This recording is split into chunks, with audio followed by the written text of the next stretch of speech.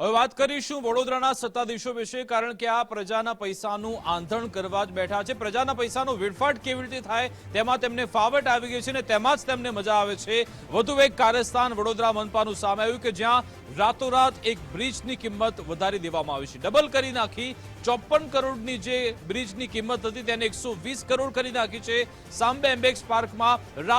રાતોરાત હોદ્દેદાર અને પાલિકાના શાસકોએ બ્રિજની કિંમત 120 કરોડ કરી નાખી છે। ઉર્મી બ્રિજ સાથે સમા બ્રિજને જોડવા નવો ગતોકડું લાવ્યા। સવાલ એ છે કે જ્યારે બ્રિજની ડિઝાઇન તૈયાર થઈ હતી તેને સ્ટેન્ડિંગ કમિટીમાં લઈ જવામાં આવી ત્યારે તેમને કેમ વિચાર ન આવ્યો। એકવાર એક બાજુ બ્રિજનું કામ શરૂ થઈ ગયું છે અને હવે તેમને યાદ આવ્યું કે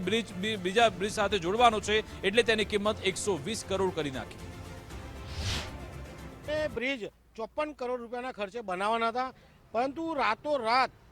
વડોદરા મહાનગરપાલિકાના જાંબાઝ સત્તાધીશો અધિકારીઓ ભેગા મળીને આ બ્રિજને લાંબો બ્રિજ કરી દીધો અને ઉર્મી બ્રિજને જોઈન્ટ કરવાનો પ્રયાસ કર્યો અને 120 કરોડ રૂપિયાનો આ બ્રિજ બનાવવાનો પ્રયાસ કર્યો છે। બીજી બાજુ જોવા જઈએ તો જે બ્રિજની જૂની ડિઝાઇન હતી એ યથાવત ડિઝાઇન પ્રમાણે બધાને અવર જવર કરવા માટે સહેલું હતું, પરંતુ અહીંયા કોઈકને ફાયદો કોઈકને લાભ કરાવવા માટે આ સત્તાધીશો અને જે પણ કહેવાતા મોટા સત્તાધીશો, મોટા માથા 10 માથાવાળા બધા જે હોય એમના દ્વારા આ બ્રિજને લાંબો કરીને 120 કરોડ રૂપિયા ખર્ચવાનો પ્લાન કર્યો છે। આમાં 60 થી 64 કરોડ રૂપિયા વધારે જઈ રહ્યા છે। અધિકારીઓને સાથે રાખી મારી સ્થાયિકના 2 સભ્ય હેમિશાબેન અને રાજેશભાઈ મારી સાથે છે। અધિકારીઓનું બહુ સ્પષ્ટ કહેવું છે કે આ બ્રિજ જે જૂની ડિઝાઇન પ્રમાણે કરવામાં આવે પણ તો પણ કોઈ પણ જાતનો અહીંયા ઇસ્યુ થઈ શકે એવો છે નહીં, કારણ કે 6 મીટર જેટલો સર્વિસ રોડ પણ અહીંયા મળે છે જૂની ડિઝાઇન પ્રમાણે। નવી ડિઝાઇન પ્રમાણે કરશો તો પણ કોઈ ઇસ્યુ નથી, પણ ખાલી ને ખાલી વડોદરા મહાનગરપાલિકાના 70 કરોડ રૂપિયા એક્સ્ટ્રા જશે અને જે જૂનો બ્રિજ છે ઉર્મી બ્રિજ એ તમારો અડધેથી તોડશો એટલે એ બ્રિજ પણ નબળો પડશે। એટલે અમારું અત્યારે અને સ્થાનિક લોકોનું પણ એવું માગણી છે કે ભાઈ આ બ્રિજ જે છે એ જૂની ડિઝાઇન પ્રમાણે કરવો જોઈએ, કારણ કે જૂની ડિઝાઇન પ્રમાણે કરવાથી કોઈ જ જાતનું નુકસાન નથી, જ્યારે આ નવી ડિઝાઇન પ્રમાણે કમસે કમ એક બ્રિજની જે આયુષ્ય છે એ ઘટશે અને સાથે સાથે 70 કરોડ રૂપિયા જેટલું નુકસાન વડોદરા મહાનગરપાલિકાને ભોગવવાનું આવશે। નવો બ્રિજ કેવી રીતે બનશે ને એમાંથી શું લોકોને કેવી રીતે વધારે સહાયરૂપ બની શકાય એવો પ્રયત્ન કરવામાં આવશે। સ્ટેન્ડિંગના સભ્યો જે પણ નિર્ણય લેશે હું તમને વિશ્વાસ અપાવું છું કે એક રૂપિયો પ્રજાનો વળતર અને પ્રજાની સુવિધા, પ્રજાની સુખાકારી એના સિવાયનો કોઈ જાતનો નિર્ણય નહીં લેવાય એની હું મારા તરફથી ખાતરી આપું છું। સ્ટેન્ડિંગના સભ્યો હોય એવું જરૂરી નથી, પણ પ્રજામાંથી પણ જે જાણકાર હોય એ જાણકારના વિવિધ ઓપિનિયન લઈ લોકોના પૈસા કેમ કરીને બચે અને સુખાકારીમાં વધારો થાય એવો હંમેશા પ્રયત્ન સ્થાયી સમિતિનો વડોદરા શહેર માટે રહેવાનો છે। વડોદરા મહાનગરપાલિકા દ્વારા સમા ઓવરબ્રિજ બનાવવાનું કામ છે તે નક્કી કરવામાં આવ્યું। અંદાજે 54 કરોડના ખર્ચે આખો આ જે સમા બ્રિજ છે તે બનાવવાનો હતો, પરંતુ ક્યાંક ને ક્યાંક રાતોરાત શહેરના સંગઠનના હોદ્દેદાર અને પાલિકાના અમુક શાસકોના દબાણ વશને થઈ અને આખો આ જે બ્રિજ છે તેને લંબાવવામાં આવ્યો અને તેની જે અંદાજે કિંમત છે તે 120 કરોડ સુધી કરી દેવાઈ। જોકે ઉર્મી બ્રિજ સાથે સમા બ્રિજને જોડવાનું આ જે નવું ગતકડું છે તે લાવ્યા છે અને તેના જ કારણે પ્રજાના જે 76 કરોડ રૂપિયા જેટલી રકમ છે તે ક્યાંક ને ક્યાંક વધારે ખર્ચાશે અને સ્થાયી સમિતિના અમુક સભ્યો છે તે પણ બ્રિજના વિરોધમાં છે, છતાંય કેટલાક જે નેતાઓ છે તેમની જીદના કારણે વધુ ખર્ચવાનો વારો છે તે મહાનગરપાલિકાનો આવશે। સ્થાયી સમિતિના સભ્યો તેમજ બ્રિજ શાખાના અધિકારીઓ છે તે હાલ અહીં પહોંચ્યા છે અને બ્રિજ નહીં બનાવવા માટેની રજૂઆત છે તે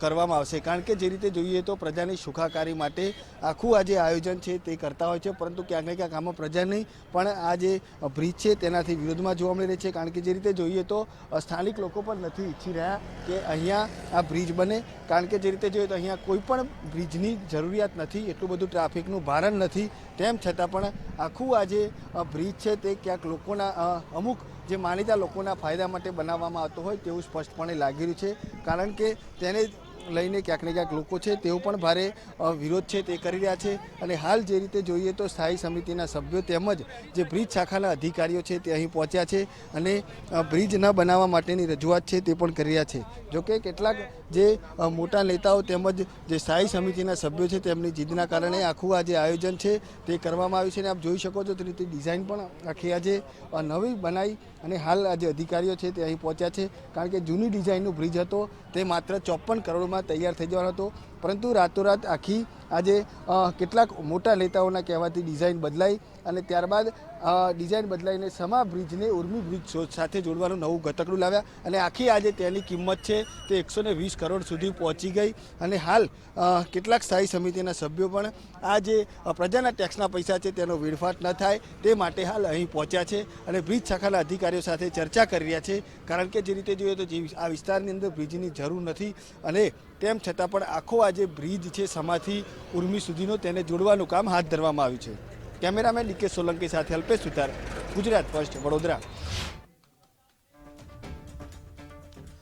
તો બે અલગ અલગ દ્રશ્યો તમે જોઈ રહ્યા છો। એક જગ્યાએ કે જ્યાં રોડ બનાવી નાખવામાં આવ્યો હતો, 14 કરોડનો રોડ તૈયાર થયો હતો અને પછી તેમને ખબર પડી કે આપણે ગટર ચેમ્બર તો બનાવવાની બાકી છે એટલે આખો રોડ ફરી તોડી નાખ્યો। બીજી બાજુ જે જગ્યાએ પાણી ભરાતું જ નથી એ વિસ્તારમાં પાણી ન ભરાય તે માટેની એક લાઈન નાખવામાં આવેલી છે એટલે કે પ્રજાના પૈસાનું આંધણ કરવાનું જાણે કે વડોદરાના શાસકોએ મન બનાવી લીધું છે।